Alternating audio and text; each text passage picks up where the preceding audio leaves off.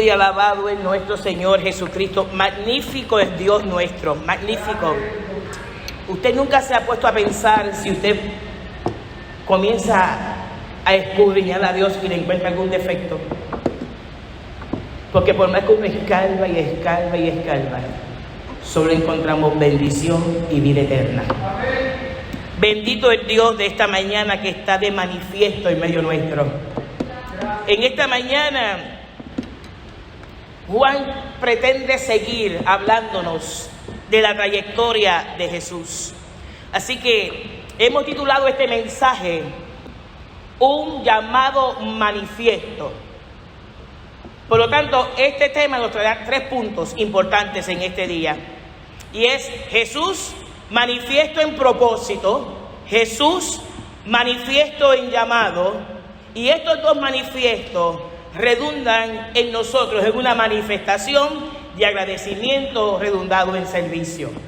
Así que Juan nos sigue hablando de este Jesús encarnado, este Dios encarnado en Jesús, y va marcando los pasos del Maestro desde el capítulo 2 hasta el 20, y nos habla en esos capítulos de lo que son las transiciones de Jesús: vida, muerte, resurrección y apariciones de Jesús. Pero del 13 al 17 habla de las palabras que Jesús emitió, palabras sobre el futuro de la comunidad de fe desde el momento de su glorificación. En el capítulo de esta mañana, que es Juan 21 del 1 al 9, nos pretende presentarnos un conjunto de preocupaciones teológicas que existían por causa de la muerte y resurrección de Jesús. Claro, la gente estaba totalmente desacertada, impaciente, porque ellos creían que a la muerte de Jesús pronto Él regresaría. Y nosotros y nosotras todavía le estamos esperando. ¿Cuántos dicen amén a eso? Así que el desespero de que Jesús se murió y que regresaba tenía a este pueblo muy inquieto. Así que mientras ellos seguían inquietos, su inquietud tenía base, porque es que la persecución de los romanos y de los líderes religiosos a aquellos que eran seguidores de Jesús no menguaba, al contrario, seguía en ascenso. El capítulo de esta mañana comienza diciendo lo que yo siempre digo: averigüe lo que dice al comienzo. Y dice: después de esto. Pues hay que detenerse a ver qué pasó ahí. ¿Después de qué? Pues Juan nos está diciendo que después de la muerte y crucifixión, que después de la resurrección, que después del encuentro y la aparición con las mujeres, que después de la incredulidad de Tomás, hay un manifiesto de Jesús. Oiga bien, y vamos a entrar al primer punto. Y es que cuando se habla de un manifiesto de Jesús, dice el texto que Jesús se manifiesta a la orilla del mar de Galilea. Pero cuando hablamos de manifiesto, no se olvide y anótelo por ahí: un manifiesto de Jesús es con propósito. No se manifiesta porque está aburrido. Jesús se manifiesta con propósito. Así que el Nuevo Testamento indica que la vida de Jesús presente en la nuestra es un manifiesto. No es una manifestación cualquiera. Alerta, alerta. Es la misma presencia de Dios por medio del Espíritu Santo. Es un Dios eterno, y este Dios se manifiesta en este capítulo en el mismo lugar donde ellos, los discípulos, estaban acostumbrados a verlo, ¿ok? Oiga esto: y Dios no necesita sacarnos a nosotros y a nosotras de nuestro entorno para hacerse manifiesto en nuestras vidas. Él lo hace en el lugar que usted está acostumbrado a estar. Y cuando hablo de lugares, hablo de tu casa, hablo de tu vida, hablo de tu familia, hablo de tu iglesia, hablo de tu país. El manifiesto del Padre tiene todo el propósito. Y fíjese, se manifiesta junto a las orillas del mar de Galilea, lugar que estos discípulos conocían al dedillo, porque era el lugar donde ellos hacían su pesca, ¿no? Pero más que eso, era el lugar donde ocurrió el milagro de la multiplicación de los panes y de los peces. Allí en el mar de Tiberias o de Galilea, cualquiera de los dos nombres le puede decir, era donde estaban las tormentas, porque el problema tipográfico que hay allí hace que en cualquier momento surja una tormenta. ¿Se acuerdan que Pedro decía, si eres tú, Jesús, haz que yo camine sobre el mar? Así que Jesús se hace manifiesto en lugares normales de nosotros. Óigame, el que tenga oído que oiga lo que el Espíritu le habla a la iglesia. No tienes que salir de tu casa para escuchar la voz de Dios. Tú escuchas la voz de Dios donde quiera, porque Dios se hace manifiesto, se acerca donde ti. No tienes que montarte en un avión, no hay que buscar profeta, no hay que buscar sicamanda, porque Jehová se hace manifiesto donde quiera que tú estés. No hace falta gastar millones para ver un profeta. No, ¿alguien me está escuchando en esta mañana? 7 días o 7 horas de adoración. Hazlo en tu casa y verás cómo se manifiesta. ¿Cuántos adoran su nombre? Oiga, los discípulos, claro está, tenían cero esperanza ante la muerte de Jesús. Andaban escondidos, desanimados ante el gran evento de la muerte. Estaban sin norte. Oiga, tenían previo aviso de lo que había ocurrido. Jesús se le presenta a las mujeres van donde los discípulos y ellos lo toman como tonto. No tiene ninguna inherencia y ninguna importancia. Los discípulos no creían. Pedro va al sepulcro y dice, yo quiero ver por mis propios ojos a ver si eso es verdad o no es verdad. Y llega al sepulcro y cuando llega al sepulcro sale más frustrado de cuando llegó. Oiga, según Juan, Jesús se aparece 2 veces en el aposento y todavía a este capítulo los discípulos siguen en la misma condición. Ante tal desolación, ante tal necesidad, Pedro toma una decisión drástica. Hay que tener cuidado con las decisiones que tomamos, drásticas, porque seremos responsables de las consecuencias que tengamos que vivir por las decisiones tomadas. Oiga, y Pedro, dentro de su frustración, recuerde que está luchando con este sentido de culpa, que lo negué 3 veces. Está bregando con eso. No se crea que se curó cuando lo vio en el aposento. Eso está ahí corriendo todavía. Y decide entonces volver a donde él era experto, de donde Dios lo sacó. ¿Alguien va conmigo en esta mañana? ¿Por qué tenemos que regresar de donde Dios nos sacó? ¿Por qué tenemos que regresar a nuestras viejas costumbres cuando el manifiesto del Señor se ha hecho presente y nos ha dado palabra fresca, palabra nueva, palabra de nuevo, para que nosotros podamos seguir caminando en pos del propósito, porque su manifestación tiene propósito? Y este hombre, el Pedro intrépido, el ambiguo, el impetuoso, toma esta decisión y dicen los escritos que de 11 discípulos que quedaban, 7 dijeron, vamos contigo. Y eso uno tiene que pararse ahí un momentito, ¿sabes? Quedaban 11, ¿verdad? De esos 11, 7 se fueron con él a la pesca. Tenga cuidado con lo que usted habla. Tenga cuidado con las decisiones que usted toma. Tenga cuidado con todo lo que usted hace, porque los que están en su entorno serán impactados por tu decisión, sea por bien o sea por mal.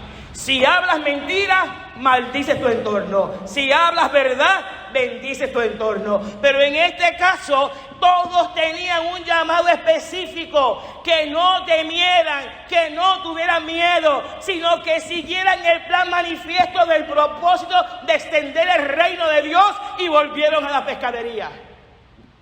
Oiga, dice que 7 se fueron con él. De los otros 4, coquí, no se sabe nada. No hay nada escrito de esos. Así que es increíble que el Señor se hace manifiesto en la vida de Pedro, no tan solo en esta ocasión, Rey.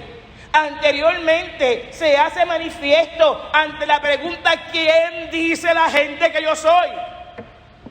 Y es Pedro el que contesta: tú eres el Hijo del Dios viviente. Y ahí mismo le llega una palabra de propósito: sobre ti edificaré la iglesia. ¿Cómo es posible que este hombre que tenía la voz del equipo, que era el que representaba, el que cogió la rienda de los discípulos, ahora retorne por su estado emocional? Dice más. Aquí hoy todo está doble. ¿Cuántos quieren una doble bendición? Dice más el escrito. Dice que entran a la embarcación. Se van a pescar. Entran a la embarcación. Y están toda la noche pescando. Y no pescaron. ¿No le acuerda esto algo anteriormente a eso? Toda la noche hemos estado pescando. Y tú, que eres un carpintero, quiere que a las 12 del mediodía nos metamos en el mar y que pesquemos, si aquí el grande en pescadería soy yo. Y hoy se repite la historia en este escrito. Una vez más pasan una noche entera y no pescan nada. También esto nos sucede a nosotros y a nosotras, que muchas veces nos creemos que sabemos por dónde vamos y no hemos visto al Jesús manifiesto en nuestra vida.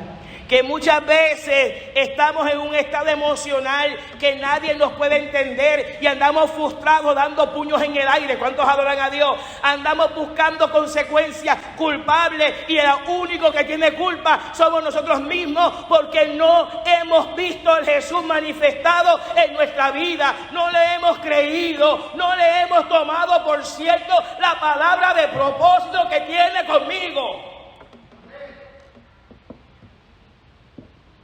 Y no podemos olvidar que Pedro, antes del encuentro con Jesús, era celote. No se olvide de eso.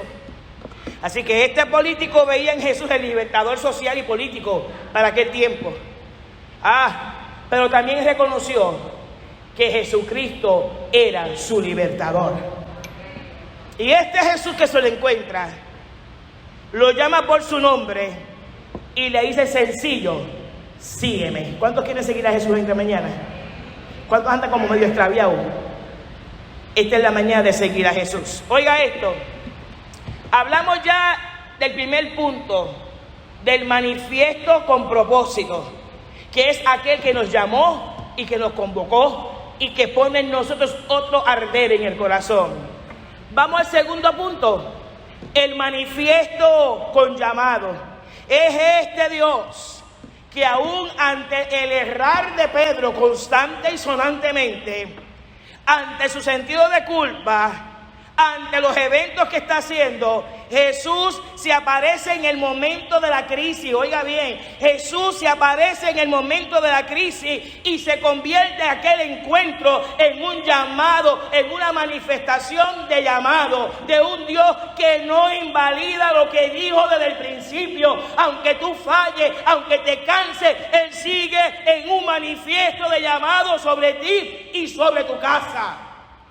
Oiga, en medio de la crisis viene también hoy a la Iglesia Evangélica Unida de Santurce. ¿Cuántos están aquí en esta mañana? En medio de todo, hoy se aparece en medio nuestro el manifiesto de llamado, diciéndonos: es contigo el asunto, es contigo que vengo a hablar, es contigo que hago el llamado y te digo: sígueme. Ahora la sandaleja, que no es tiempo de retroceder, que es tiempo de avanzar, es tiempo de escuchar. En medio de tu crisis, yo estoy siendo manifiesto. Mientras todos te dejan solos, mientras todos te olvidan, Jesús se hace manifiesto. Ay, yo no sé si usted puede entender esto. Cuando más triste y desolado usted está, Jesús se hace manifiesto. Quizás se hace manifiesto en el momento más débil de tu vida, pero muchas veces también se hace manifiesto cuando nos creemos que tenemos todo bajo control. Y se hace presente. ¿Y sabe qué? Nos hace entender que el manifiesto de propósito y el manifiesto de llamado no tiene cuota para pagarla. El libro de los Hechos, capítulo 8, hay un señor que se llama Simón el hechicero. Y este hombre veía como los discípulos sacaban demonios y él estaba como que contento. Y yo, oye, eso está brutal, yo quiero eso. Y se le pegó a Pedro. Mire que a quién se le pegó. A Pedro. Y le dice a Pedro, ¿cuánto cuesta eso que tú tienes? Y Pedro dijo, lárgate, lo digo yo en luquillense, vete, retírate, porque esto que yo tengo no tiene precio. Este es un manifiesto del propósito y del llamado de Dios en nuestra vida. Esto pagó sangre, esto pagó su vida por nosotros. El manifiesto de Dios, no hay dinero que lo pague.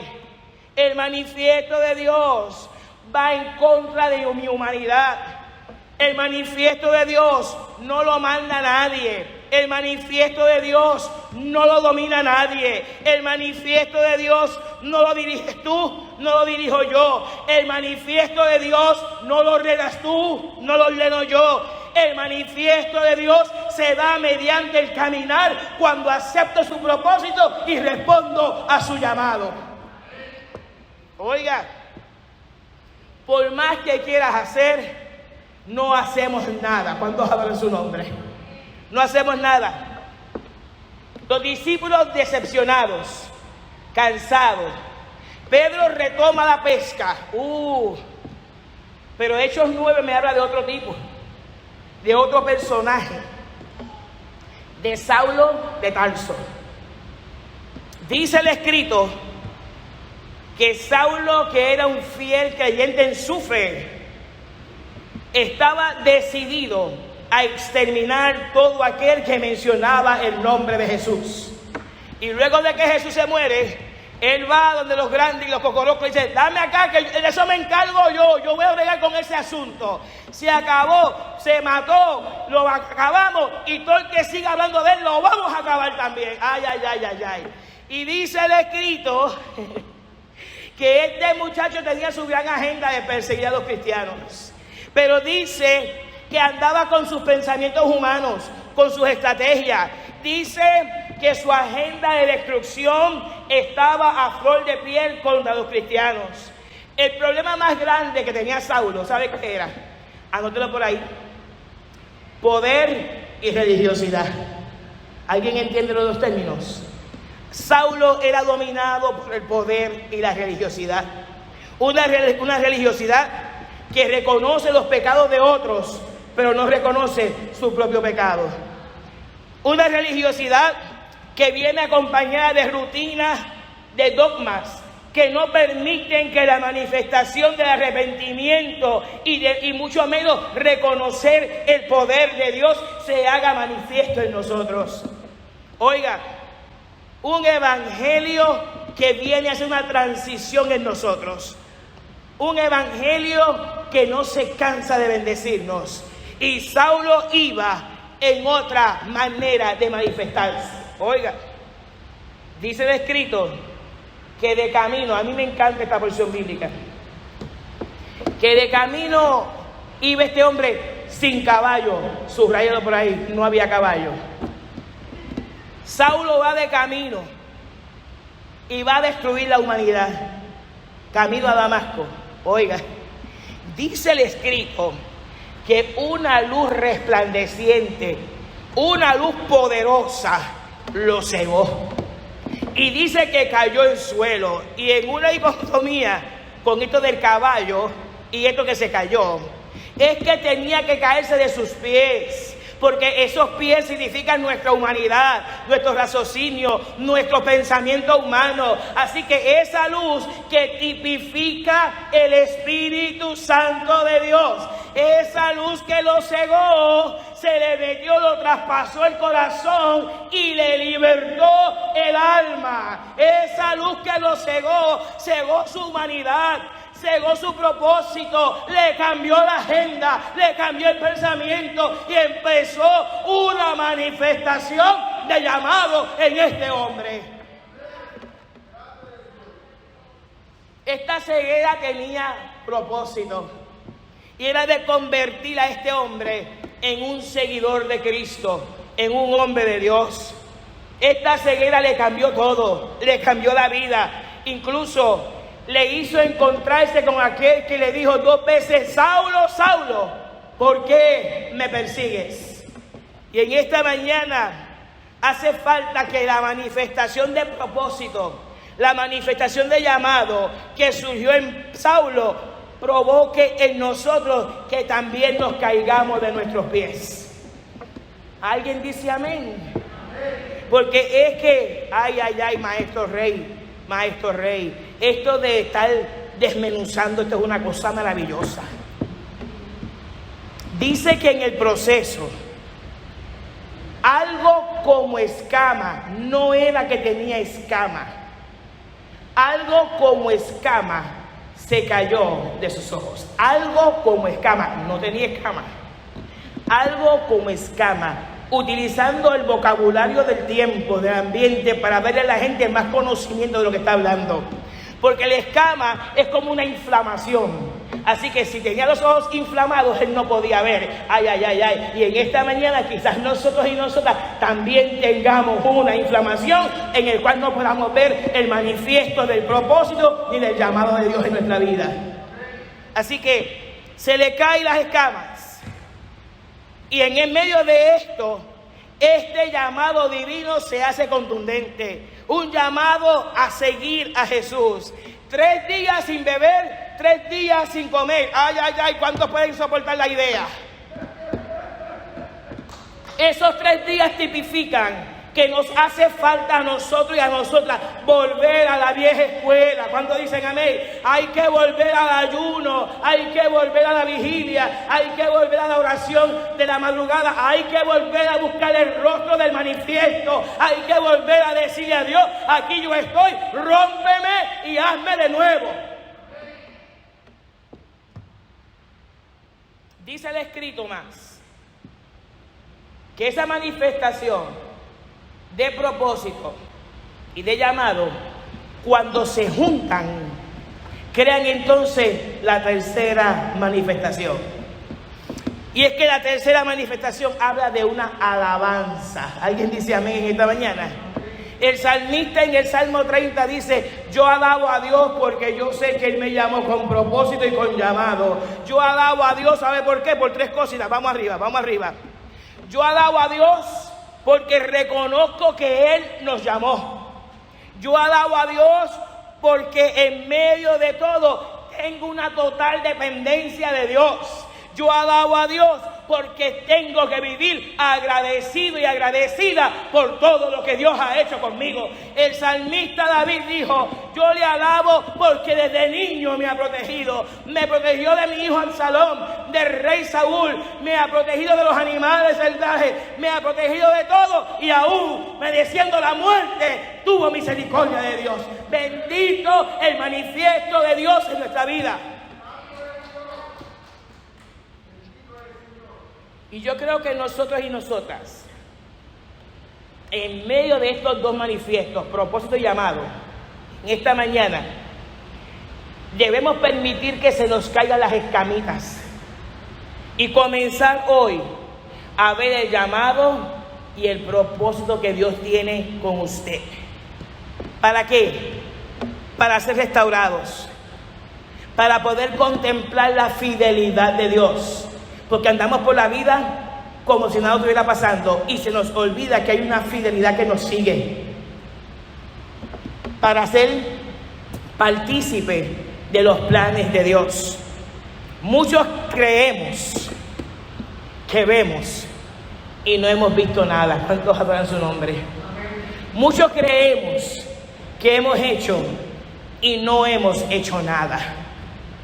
Lo único que nos toca hacer en esta mañana es permitir que el primer y el segundo manifiesto, el de propósito y el de llamado, haga que surja en mí entonces una manifestación de alabanza que se circunscribe a un servicio digno a aquel que vino a transformar mi vida de día y de noche, que no me deja sola, que no deja sola mi casa, que está pendiente de mí, que no tengo cómo pagarle favor alguno al Dios que nos sigue, al Dios que me persigue, al Dios manifiesto en mi familia, al Dios manifiesto en mi vida, al Dios que me perdona hoy y me perdona mañana. Es que hace falta que yo reconozca que yo le sirvo a un Dios presente, manifiesto, con el fin de bendecirme.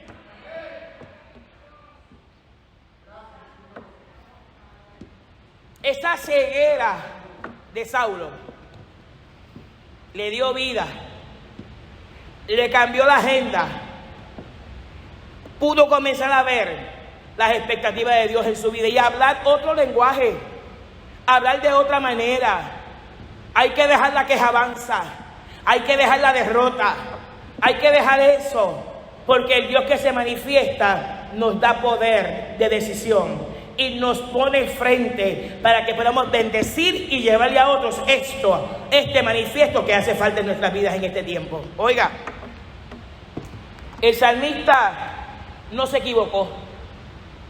La iglesia tiene que alabar al Dios manifiesto.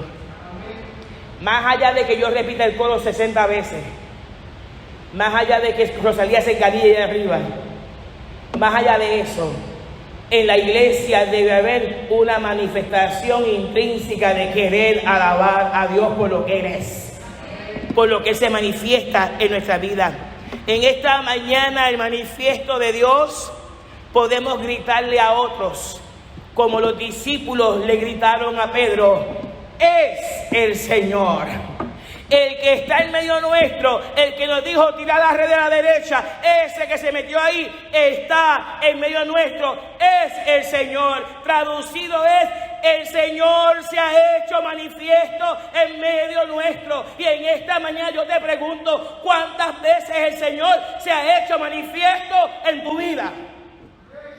¿Cuántas veces? Es más, vámonos suavecito. En esta semana, ¿cuántas veces Dios ha sido manifiesto en tu vida? En esta semana, dime, ¿cuántos respiran en esta mañana?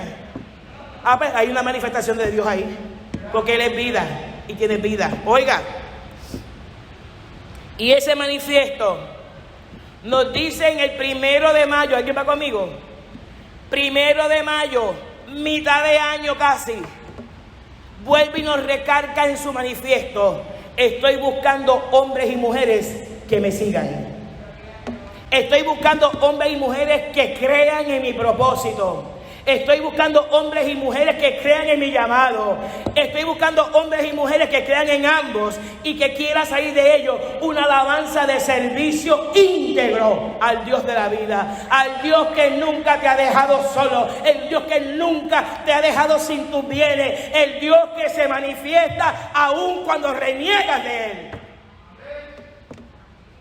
En esta mañana, a medio año, dígalo conmigo, a medio año, sigue Dios recargando que es manifiesto en medio de nosotros. En esta mañana dice: sígueme, ven. Hoy mi manifestación se va a gloriar en ti. Hoy mi manifestación va a ser como Jesús hizo a la orilla del mar de Galilea. Mientras aquellos jalaban las redes, Él le tenía en la brasa la comida para que consumieran.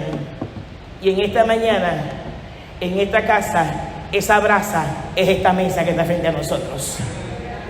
En esta mañana, la mesa del Señor está preparada para que usted venga y coma dentro de la fatiga diaria que usted tiene, dentro de los esfuerzos que usted cree que no tiene ninguna garantía ni ninguna recompensa. El Señor ha preparado la mesa como lo hizo junto al mar de Galilea cuando los discípulos vinieran con sus pescados. Tenía pan y tenía peces. ¿Sabe para qué?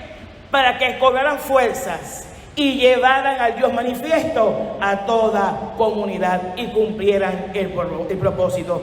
Pregúntame yo, ¿habrá alguien esta mañana que quiera conocer al Dios manifiesto? ¿Habrá alguien en esta mañana que tenga necesidad de afirmar su propósito, su llamado, y que redunde en un ser que manifiesta servicio de gratitud y de agradecimiento? ¿Habrá alguien que se atreva a venir a la mesa tal como está? Porque esta mesa no juzga. Esta mesa da vida. Esta mesa es de oportunidad. Esta mesa puede transformar tu visión como lo hizo con Saulo. Esta mesa le puede devolver la esperanza a un Pedro que luego le preguntaban: Pedro, ¿me amas? Y él le contestó: tú sabes que te amo. Tú lo sabes todo. Tú sabes que te amo. Tú lo sabes todo. Estoy en crisis. Tú sabes que me siento culpable. Tú lo sabes todo, dijo Pedro. Y el Señor le dijo: apacienta mis ovejas. De pie, por favor.